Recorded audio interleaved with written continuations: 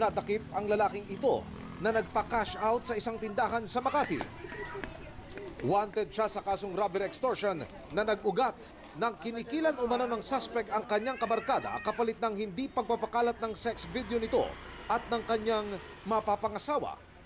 Ayon sa complainant na si Jake, di niya tunay na pangalan, hiniram ng suspect ang cellphone niya. Naiwanan niya daw po yung telepono niya. Nung time po na hiningi niya yung password sa akin, tinype ko po, tapos saka ko po sa kanya binigay. Wala po akong idea na pumunta na po siya dun sa gallery ko. Noon, hinihinalang kinuha ng suspect ang mga private videos nila ng kanyang fiancé. Lumipas pa po ng 2 buwan bago niya nilabas yung video. In-screenshot niya po sa akin yung mga ninakaw niya sa aking video. Tapos po, tinakot niya po ako na ipapadala niya daw po yung masisilang video na yun sa mga kaibigan at kamag-anak ko.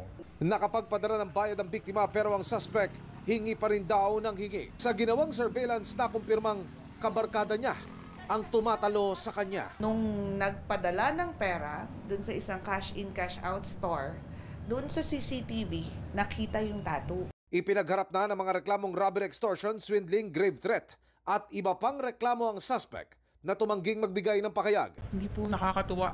Siyempre nakakabahala po sa akin. Siyempre isa po akong babae naman po at tapos nalaman ng mga kaibigan ko na ganun nga po yung nangyari.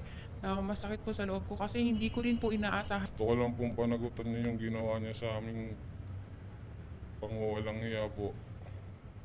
Pagdusahan niya po yung bagay na ginawa niya dahil napakahirap pong tanggalin sa yung traumang idinulot po ng ginawa niya. Hindi lang daw kahihiyan, nanghihinayang din ngayon si Jake dahil ang napipinto nilang kasal ni Alice, makaraan ng 5 taong relasyon, malabang sa hindi na raw matuloy. Hindi ko po alam kung pagpapatuloy pa po ba namin dahil po kasi pag nalaman po ng ibang tao, kamag-anak niya, sira po yung relasyon namin. Wala na po talaga. Ayoko na po.